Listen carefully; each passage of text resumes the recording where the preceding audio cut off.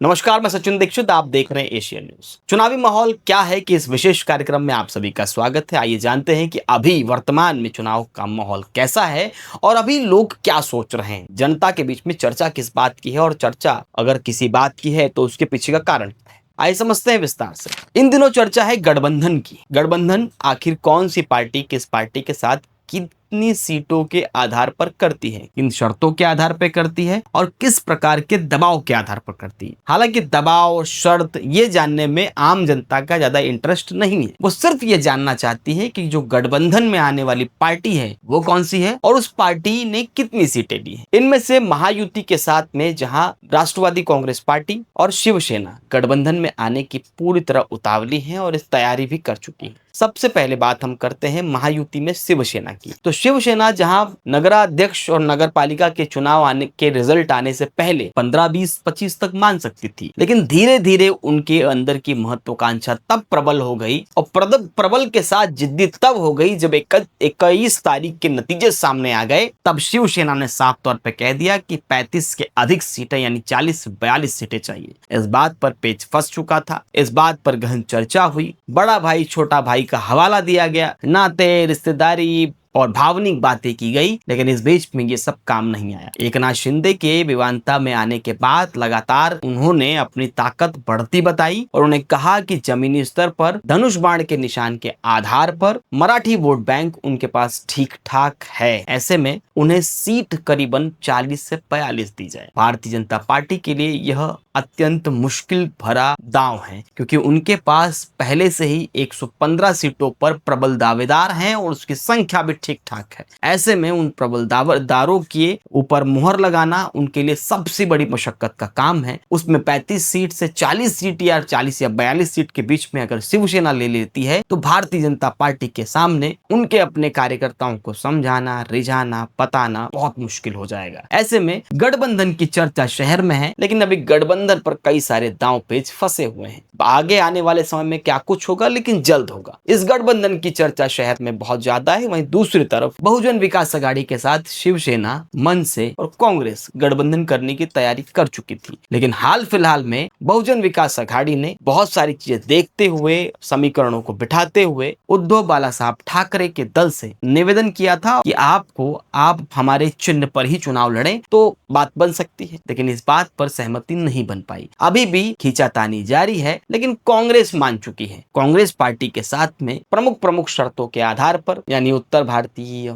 Marathi, Christian, मुस्लिम, तमाम तरह के जो वोट बैंक हैं, उन सभी वोट बैंक्स पर चर्चा करने के बाद प्रबल उम्मीदवारों को ध्यान में रखने के साथ, काम के मैनिफेस्टो पर चर्चा के साथ, इन सभी बिंदुओं को ध्यान में रखने के बाद चर्चा उनके साथ जो कांग्रेस के साथ हुई उसमें वो कई सारी बातें मान चुके हैं। माना यह जा रहा है कि बहुजन विकास आघाड़ी के अध्यक्ष हितेंद्र ठाकुर बहुत पक्की बात करने में आगे बढ़ रहे थे। उनका कहना है जाति, धर्म, पंथ, इसके आधार पर इलेक्शन कोई भी हमारे साथ लड़ने के लिए अगर आगे आ रहा है तो उसे हम अपने गठबंधन में शामिल नहीं करेंगे। न भाषावाद होगा, न जातिवाद होगा, न धर्मवाद होगा। यहाँ सिर्फ तमाम एक डेकोरम तैयार होगा। उस डेकोरम के आधार पर इलेक्शन के मैदान पे उतरना है। डेकोरम का मतलब ये विकास के प्रमुख मुद्दे, विकास के तमाम जो रेखांकित की गई चिन्ह होंगे उस पर ही काम करना पड़ेगा। इसको लेकर भाषावाद और तमाम चीजों पर कई लोगों के अलग अलग तर्क भी थे, लेकिन स्थानीय भूमिपुत्र और तमाम लोगों के ध्यान में रखते हुए कांग्रेस पार्टी ने इन बिंदुओं पर शायद सहमति जता ली है, लेकिन अभी भी पेच फंसा हुआ है, घोषणा नहीं हुई है। इन दोनों ही के बीच में गठबंधन की चर्चा शहर में हो रही है और शहर में यही हो रही है कि इस गठबंधन के चक्कर में किसका नुकसान होता है और किसका फायदा, ये गठबंधन की घोषणा के बाद पता चलेगा। लेकिन फिलहाल चर्चा कान में ये हो रही है कि बड़ा गड़बड़ चल रहा है। भारतीय जनता पार्टी की महायुति भी परेशान है, तो यहाँ बहुजन विकास आघाड़ी के भी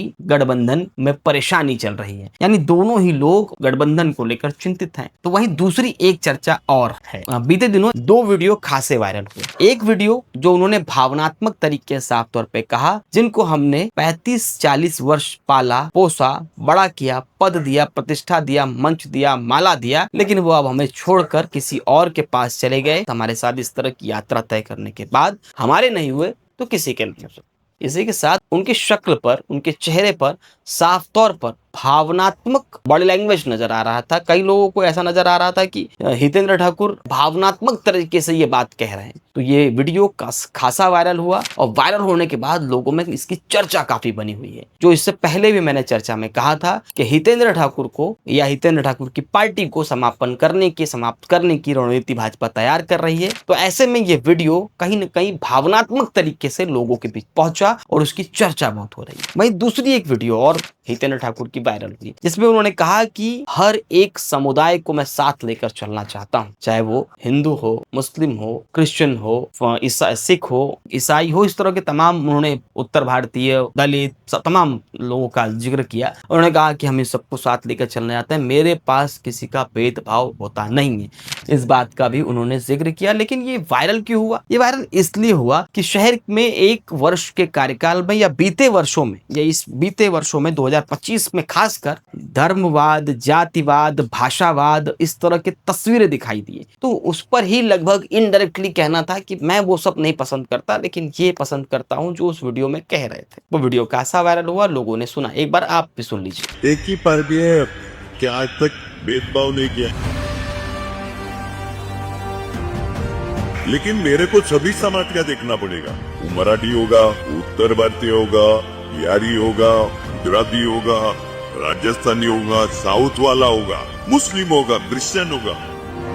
ने देखा होगा भरत गुप्ता उत्तर भारतीय, अय्यूब पलोच नगराध्यक्ष बना, शकीर भाई उपमामा और बने, Ram madam south Indian, Solanki साहब गुजराती। कितने जात और कितने धर्म के लोगों के बारे में बोलूं, आगे भी मैं देखूंगा नहीं। जात और धर्म रिस्पेक्टेबल हिसाब से सभी समाज को रखूंगा, इतना ही इस वक्त बोलता हूँ। सुना आपने? तो इस वीडियो में ये बात थी। इसके अलावा एक चर्चा और हो रही है शहर में, वो हो रही है महायुति को लेकर। उत्तर भारतीय खासा उत्सुक है, क्योंकि कहा जाता है कि उत्तर भारतीय अधिकतर वोट कहीं खिंचता है, खासकर उच्च कोटि का, तो वो जाता है भारतीय जनता पार्टी की तरफ। ऐसे में भारतीय जनता पार्टी में उत्तर भारतीयों की नजरें टिकी हुई है कि अब हमें सीट कितनी मिलेगी, क्योंकि वो लगातार फेसबुक और सोशल मीडिया पर लगातार कह रहे हैं कि हमें सबसे ज्यादा, हमने आपकी लोकसभा, विधानसभा सीटें जिताने में मेहनत की और हमने मेहनत बहुत की। तो वसई के ग्रामीण इलाके से लेकर नाला सुपारा के विधानसभा के संपूर्ण संकीर्ण तक, निचले स्तर तक अधिक से अधिक सीटें उत्तर भारतीय को दी जाए। लेकिन अब सवाल यह है कि वसई में तमाम भूमिपुत्र रहते हैं, वहां पर उत्तर भारतीयों को कैसे सीटें मिल सकती हैं? नाला सुपारा में तमाम जगह पर है जहां मराठी वोटर्स हैं, मराठी लोग बहुत आगे से आगे आ रहे हैं, लेकिन वहां सीटें कैसे मिल सकती हैं? तो वहीं बिहार में भी इसका दांव फंसा पड़ा है। लेकिन इस बीच में उत्तर भारतीय अत्यधिक उनकी जिज्ञासा है। उन्हें लगता है कि अत्यधिक वोट अगर हम बीजेपी को देते हैं तो मान सम्मान के आधार पर हमें अवहेलना न करते हुए हमें अधिक सीटें देनी चाहिए। अब देखना ये होगा भारतीय जनता पार्टी इस पर क्या करती है। लेकिन चर्चा का बाजार गर्म है और उत्तर भारतीयों कितनी सीटें मिलती हैं इस पर पैनी नजर बनी हुई है। एक और चर्चा है, वो है कि इसको कब सीट कहां मिलेगी, कब मिलेगी, कितने मिलेगी। सभी लोग अपने अपने घरों पर, अपने अपने कार्यालय पे, अपने अपने चौक चौराहों पर अपने मित्र से बोल रहे हैं फोन उठाकर, अरे मिलेगी, धैर्य रखिए,